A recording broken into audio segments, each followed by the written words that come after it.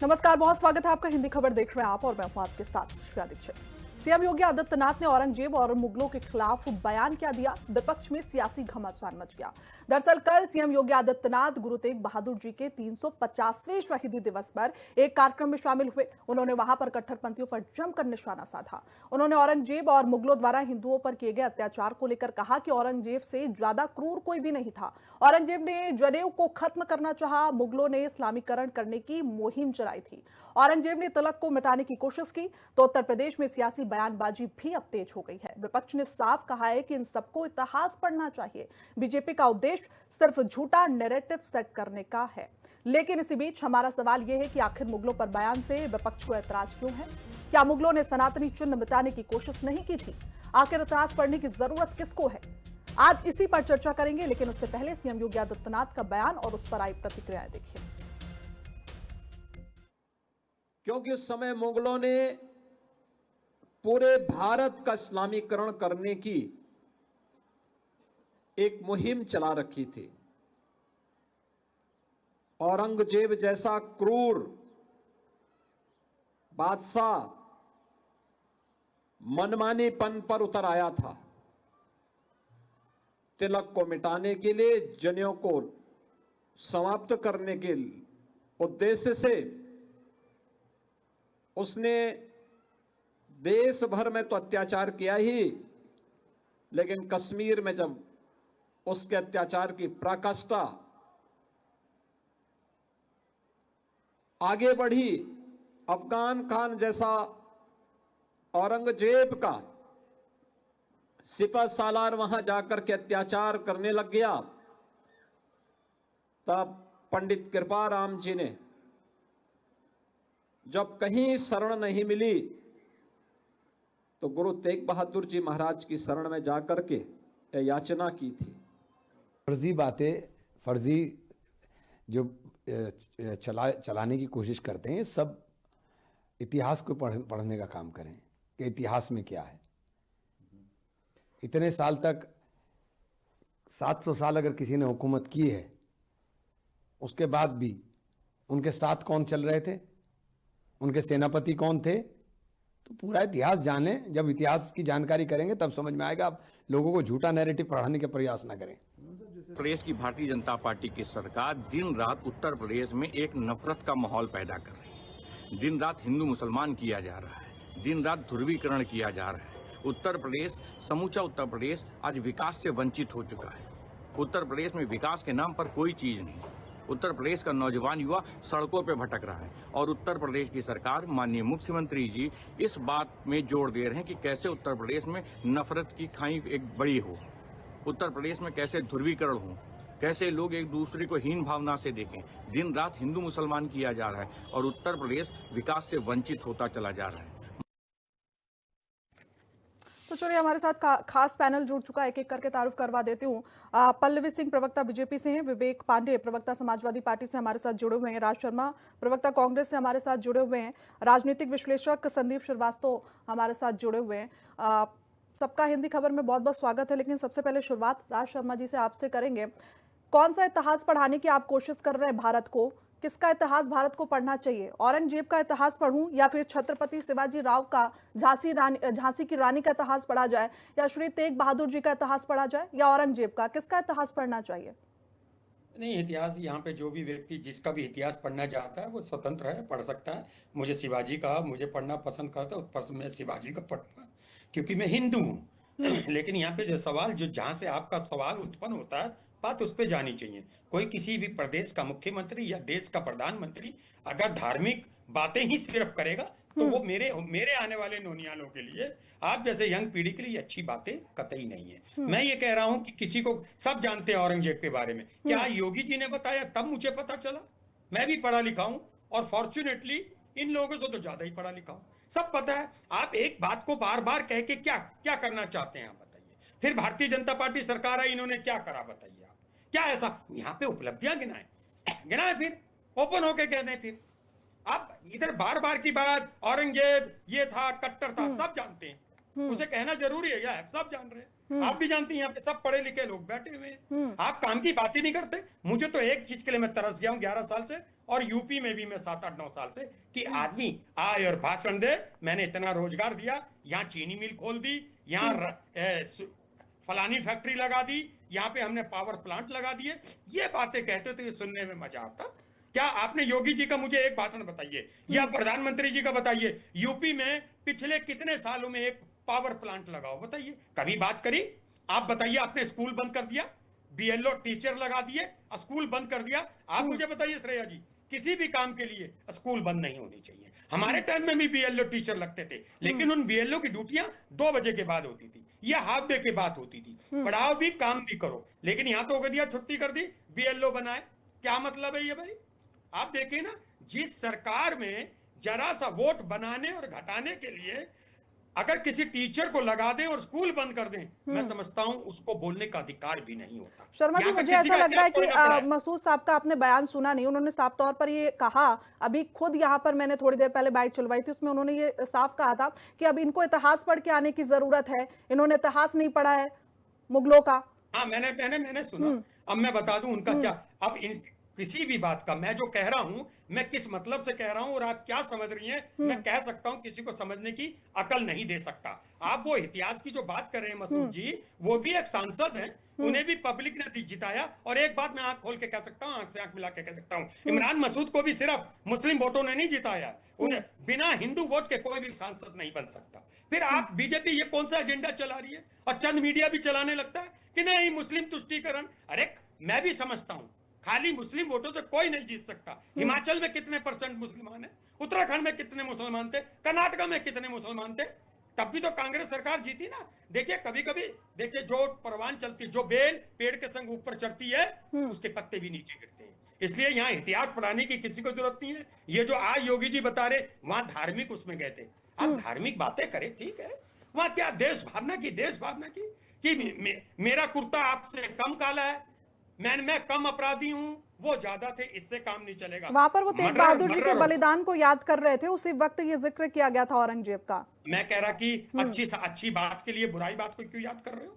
अच्छी बात करिए ना, सकारात्मक रवैया अपनाइए ना। और देखिए एक और मैं बताना चाहता हूं, मैं आपसे एक बात कहना चाहता हूं कि अगर घर से बच्चा निकले और बच्चे को आप कहते हो गाड़ी धीरे चलाना क्योंकि एक्सीडेंट बहुत होते हैं, इससे बड़ी नकारात्मक बात नहीं हो सकती। ठीक इसी तरह की बात कल होगी। पल्लवी जी का रुख कर लेते, बीजेपी प्रवक्ता हमारे साथ जुड़े हुए हैं। पल्लवी जी, 2027 का चुनाव है, इसलिए ये तुष्टीकरण की राजनीति का आरोप पहले भी आप लोगों पर खूब लगा है और आज भी उसी तरीके के बयान अभी आ रहे हैं, वही आरोप आप पर फिर से लगता हुआ नजर आ रहा है। क्यों इसी समय पर आकर, क्या जरूरत है इस देश को हिंदू मुस्लिम करने की?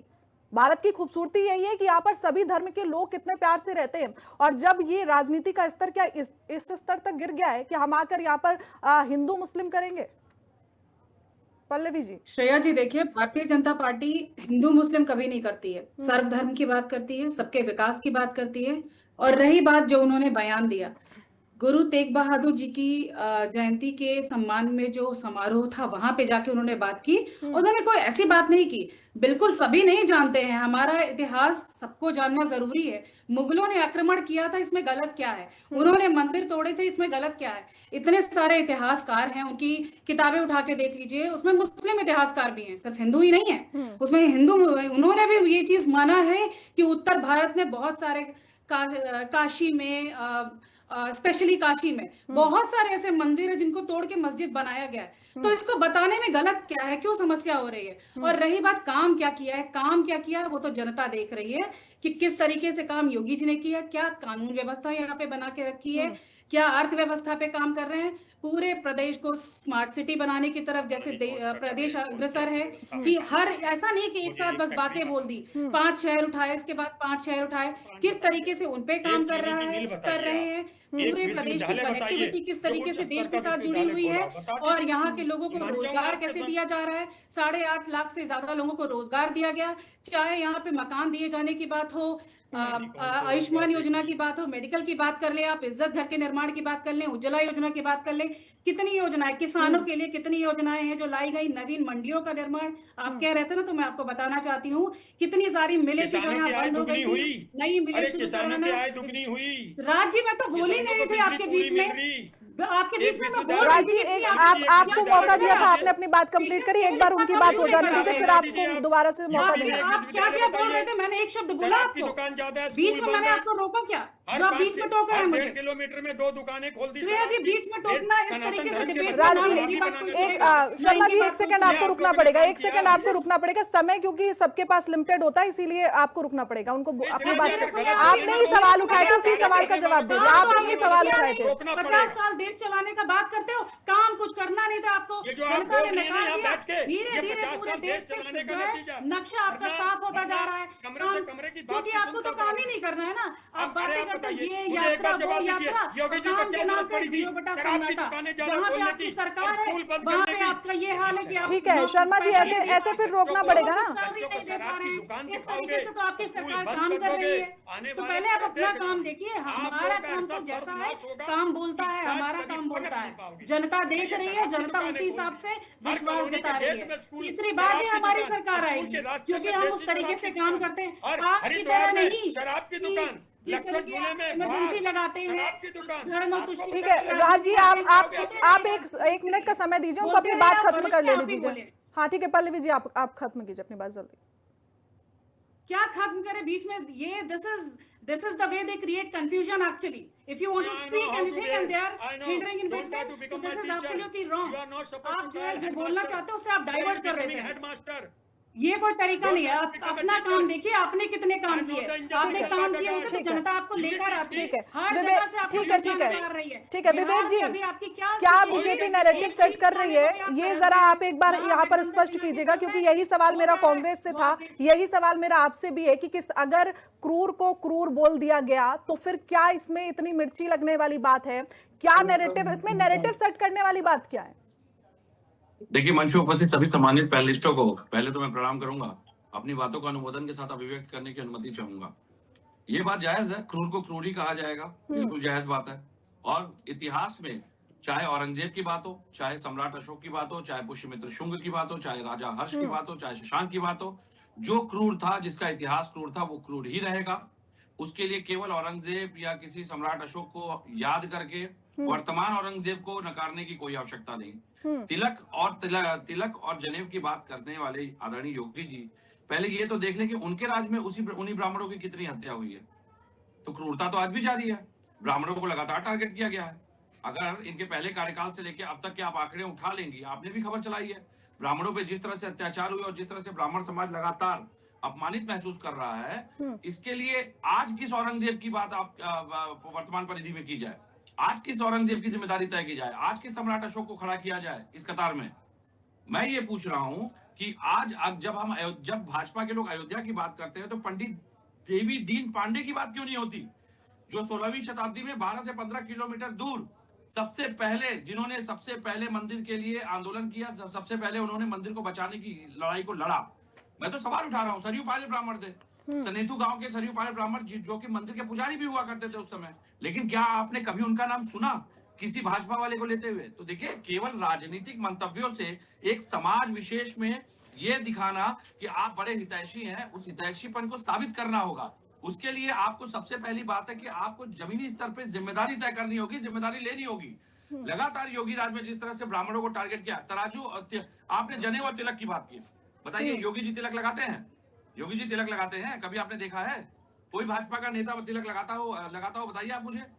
ये तिलक की बात किस आधार पे कर सकते हैं? जनेऊ की बात करते हैं, आपने गृहस्थ त्याग दिया, जनेऊ कहां से धारण करेगा अब आप? सबसे बड़ी बात है, देखिए, धार्मिक मुद्दों का इस्तेमाल भाजपा तब करती है जब उसको वर्तमान मुद्दों से ध्यान भटकाना होता है। जब आर्थिक मुद्दों से, सामयिक मुद्दों से, व्यापारिक मुद्दों से, औद्योगिक मुद्दों से एमओयू करवा के बैठे हैं, आज तक कोई उद्योग लगा नहीं है। केवल एमओयू साइन होती है, 23,715 एमओयू साइन हुए उत्तर प्रदेश में। 48,000 करोड़ से ज्यादा की परियोजनाएं कागज पे उत्तर प्रदेश को विकसित प्रदेश बता रही हैं। जमीन पे कहाँ है, मैं ये पूछ रहा हूँ? धरती पे, धरातल पे कब उतरेंगी योजना है? केवल धार्मिक भाषण और बयानबाजी से क्या उत्तर प्रदेश विश्व का सबसे सर्वसंपन्न प्रदेश बन जाएगा? हमारी जीडीपी सीधे तीसरे नंबर की जीडीपी बन जाएगी विश्व की सबसे बड़ी। ये बात आपको समझनी पड़ेगी। जब इनको मुद्दों से लोगों का ध्यान भटकाना होता है तब ये धर्म को सामने लाते हैं, क्योंकि भाजपा की राजनीति धर्म और धन, इन दो ही विषयों की परिधि के बीच फंसी हुई है। जिस धर्म और धन की बात ये नहीं करते हैं, अयोध्या उसका साक्षात उदाहरण है। अयोध्या में आप टेंडर में देखिए, ब्लैकलिस्टेड कंपनी को बिना काम किए भुगतान किया गया। अयोध्या में देखिए चंदों में घोटाला किया गया, अयोध्या में जमीनों में घोटाला किया गया, अयोध्या में निर्माण सामग्रियों में घोटाला किया गया, रामपथ धस गया। आप बताइए मुझे, आज तक क्या योगी जी ने इन मुद्दों पे कभी बात की? क्या उन कंपनियों को ब्लैकलिस्ट करने की बात की? योगी जी एक प्रदेश के मुख्यमंत्री हैं जो उत्तर प्रदेश की राजधानी है, इतनी बड़ी जिम्मेदारी कंधों पे है। 80% रोहिंग्याओं की बात हो रही है कि नगर निगम में वो काम कर रहे हैं। क्या योगी जी आंतरिक सुरक्षा को लेकर गंभीर हैं? औरंगजेब आएगा हमला करने? औरंगजेब आज हमारे लिए चुनौती है कि हमारे लिए वर्तमान स्थितियों में जो हमारी कमियां हैं वो चुनौती है? सवाल ये है, आप एक बतौर एक मुख्यमंत्री अपने संवैधानिक दायित्वों को विमुख करके औरंगजेब की बात पढ़ा रहे हैं। हमें क्या लेना देना औरंगजेब से? हमें क्या लेना देना सम्राट अशोक से? आज वर्तमान में कौन औरंगजेब की भांति कार्य कर रहा है, उस पर बात करिए। आज जिस तरीके से जनता को मुद्दों से दूर करके विफल रूप से आप एसआईआर लेके आ गए, एसआईआर पे बात नहीं करेंगे, औरंगजेब की बात करेंगे। ये पहला मुख्यमंत्री उत्तर प्रदेश में मैं देख रहा हूं जो कि वर्तमान इतने मुद्दे हैं सरकार के पास जो सरकार खुद नहीं कर पा रही है, उस पे अपने अधिकारियों से समीक्षा नहीं कर रहे हैं, औरंगजेब पे बात करेंगे। ये इनको क्योंकि हिंदू और मुस्लिम की दूरी, हम और वो की राजनीति इनका आधार है। मैं ये सवाल उठा रहा हूं इस पूरे मंच के सामने कि आज हमारी प्राथमिकताएं क्या होनी चाहिए, आज उत्तर प्रदेश की प्राथमिकताएं क्या होनी चाहिए। अगर मुस्लिम आपको वोट नहीं करता, चलिए मान लेते हैं, जो कि हमेशा भाजपा की एक नैरेटिव सेट रहती है, मुस्लिम हमें वोट नहीं देता, उसके जिम्मेदार आप हैं कि हम हैं? अगर आप मुस्लिमों का वोट नहीं ले पा रहे, उसके जिम्मेदार आप हैं कि हम हैं? अगर आप अल्पसंख्यक वर्ग में स्वयं को एक सुरक्षा का भाव देने में आप असफल अगर साबित हो रहे हैं, तो उसके जिम्मेदार विपक्ष के लोग हैं। अभी तो विवेक जी आप कह रहे थे कि ब्राह्मणों के साथ अत्याचार कर रहे हैं। अभी आप थोड़ी देर पहले जिक्र कर रहे थे कि योगी सरकार ब्राह्मणों के साथ बहुत ज्यादा गलत व्यवहार कर रही है। अब आप कह रहे हैं मुसलमानों के साथ कर रहे हैं। आप लोग खुद ही नहीं डिसाइड कर पा रहे पहले कि किसके साथ गलत हो रहा है, किसके साथ सही हो रहा है। देखिए, मैं बहुत स्पष्ट हूं। मैंने आपसे क्या कहा, तिलक और जब जनेऊ की बात आएगी उसका सीधा पर्याय ब्राह्मण से होता है, जो कि उनके वक्तव्यों में था। मेरा यह कहना है कि वर्तमान मुद्दों से दूर जाकर के आप औरंगजेब पे पर चर्चा क्यों कर रहे हैं? कल इसी तरह हमारे आदरणीय प्रधानमंत्री जी मैकाले पे चले गए। अरे मैकाले का अयोध्या से क्या लेना देना भाई?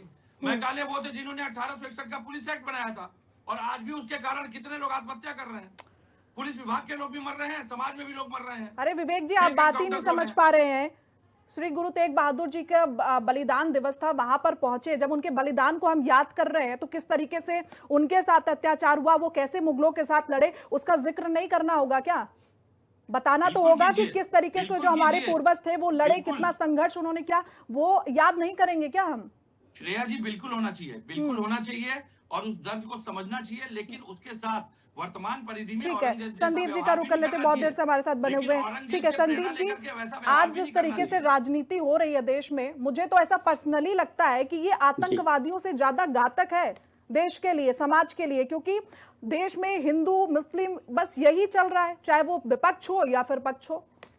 यही तो कह रहा हूँ श्रेया जी, यही बात तो मैं आपको संदीप जी आपसे ठीक है, विवेक जी वापस लौटती हूँ। हाँ, यही बात तो मैं संदीप जी आवाज आ रही है आपको? देश में, हाँ जी, मेरी आवाज मिल रही है आपको? हाँ जी बताइए, क्या कारण है हिंदू मुस्लिम? मेरी आवाज मिल रही है? जी जी जी बिल्कुल स्पष्ट। हाँ, तो देखिए, विपक्ष और सत्ता पक्ष क्या कह रहा है ये आपने अपने डिबेट में सुन ही लिया है। लेकिन अगर किसी तानाशाह ने किसी भी शासनकाल की बात की जाए, किसी भी युग की बात की जाए, अगर कुछ भी अत्याचार हुए हैं, उन अत्याचारों के पीछे जो लोग इन्वॉल्व रहे हैं वो इतिहास में मतलब दर्ज है, वो उसको बताने की जरूरत नहीं है। लेकिन औरंगजेब के वित्त मंत्री और सेनापति की बात की जाए तो वो दोनों ही हिंदू थे। ठीक है, चाहे सेनापति की बात की जाए, चाहे वित्त मंत्री की बात की जाए, चाहे राजा रघुनाथ की बात की जाए, चाहे मीर सेनापति जो थे उनके मिर्जा राजा जयसिंह की बात की जाए, वो दोनों हिंदू थे। तो ये विषय अलग है। लेकिन अगर योगी जी कह रहे हैं कि मुगलों का जो शासनकाल था और जो जिस तरीके से इस पूरे, चूंकि बीजेपी जो नैरेटिव लेके, जिस पार्टी का गठन ही इस नैरेटिव के साथ हुआ था कि वो हिंदू विचारधारा को आगे करके ही अपनी सत्ता को आगे चलाएगी, तो अगर वो उस बात को कह रहे हैं तो मुझे नहीं लगता कि वो कहीं से भी गलत हैं। वो जिस नैरेटिव को लेके आए थे उस नैरेटिव को वो आगे बढ़ा रहे हैं, और उसकी वजह से वो जो भी हिंदी बेल्ट में आप देख रही है, चाहे वो बिहार की बात कर ली जाए, चाहे उत्तर प्रदेश की बात कर ली जाए, चाहे मध्य प्रदेश की बात कर ली जाए, मैक्सिमम, चाहे उत्तराखंड की बात कर ली जाए, मैक्सिमम हिंदू जो हिंदी पट्टी के जो क्षेत्र है, हिंदी पट्टी के जो राज्य हैं, उन राज्यों में भी आपने बिहार का चुनाव के बाद देखा कि क्या विपक्ष किस तरीके से किन मुद्दों को उठा रहा था और अंत में आते आते मुद्दे कहां चले गए, SIR का क्या हुआ और या अन्य मुद्दों की बात की जाए या क्या हुआ। तो विकास की जो योजनाएं हैं उनका लाभ किसको मिल रहा है किसको नहीं मिल रहा है, ये सत्ता पक्ष और विपक्ष अपने आप में बताते और सुनाते रहेंगे। लेकिन अगर कोई भी पार्टी ये कह रही है या किसी भी एक समुदाय को टारगेट कर रही है तो उसके इन्वॉल्वमेंट को भी तो आपको देखना पड़ेगा ना, कि अगर वो इस तरीके से दिल्ली में जो ब्लास्ट हुआ, दिल्ली में जो कांड हुआ, उस कांड के पीछे कौन लोग थे, क्या उनके जो रहबरदार थे, जो उनके सरदार थे, क्या वो सामने आके उन्होंने इस बात की गवाही दी कि नहीं वो लोग इन्वॉल्व हैं, उन लोगों को सजा मिलनी चाहिए। जो यहाँ पे जिस प्लेटफॉर्म पे हम लोग बैठे हुए हैं, क्या किसी ने इस बात की आलोचना की एक तथाकथित एक आतंकवादी संगठन या जो हुजूम था जिसने दिल्ली में इतने बड़े ब्लास्ट को अंजाम दिया, क्या उसके खिलाफ कोई नैरेटिव बताया गया इस पैनल पे आके? कभी किसी ने आलोचना की कि नहीं एक समुदाय विशेष के लोग आखिर क्यों इन्वॉल्व होते हैं किसी भी आतंकवादी घटना में? तो मुझे लगता है इन चीजों को आपको समझना होगा। और अगर योगी जी शहादत की बात, गुरु तेग बहादुर की शहादत की बात कर रहे हैं, उसमें अगर औरंगजेब का मान आ रहा है, नाम आ रहा है, तो वो हो सकता है उनके पास उस तरह के ऐतिहासिक साक्ष्य रहे हों जिसके आधार पर वो ये बात कह रहे हो। इतिहास सबने पढ़ा होगा, चाहे वो राज शर्मा जी हो, चाहे विवेक जी हो, चाहे पल्लवी जी हो। ऐसा तो है नहीं कोई इतिहास किसी ने नहीं पढ़ा होगा या इतिहास कोई जानता नहीं होगा।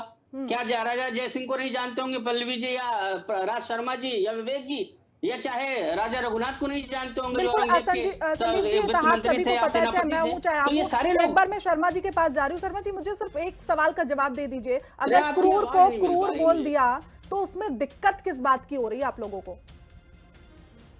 अभी आपने श्रीवास्तव जी की बात सुनी, ये क्या योगी जी अब हमें सिखाएंगे? सब जान रहे हैं कौन उनका सेनापति था, वो किस टाइप के थे, उन्होंने क्या क्या अत्याचार करे। इसमें क्या दिक्कत? कोई भी रेफरेंस पे बात की थी, जो जहां गए थे तेग बहादुर जी जयंती पे, रेफरेंस टू दी कॉन्टेक्स्ट हमेशा ही सही नहीं होता। पहले अलग से ले जाके औरंगजेब का नाम लेकर नहीं आए। जब किसी विषय पे बात की जाती है तो जो भी मुगल शासक था जिसने यहाँ पे हत्या की, क्रूरता फैलाई, उसका नाम आएगा। बातें करते और रहोगे। जाके उस और एक चीज और बताता हूँ मैं आपको, पल्लवी जी, ये सब पढ़ाई की बदौलत आता है। बहुत सारे लोग हैं जो इस बारे कम पढ़े लिखे, बारे में बात नहीं करते, लेकिन जब कोई ऐसा विशेष समय आता है, कोई अरे आप लोग इनको डिफेंड मत करो। वहाँ पे प्रोग्राम है, वहाँ पे तो बात की जाएगी, बात उठेगी। इसमें आपको समस्या क्यों हो रही है? आपको उनके साथ भी सहानुभूति हो रही है?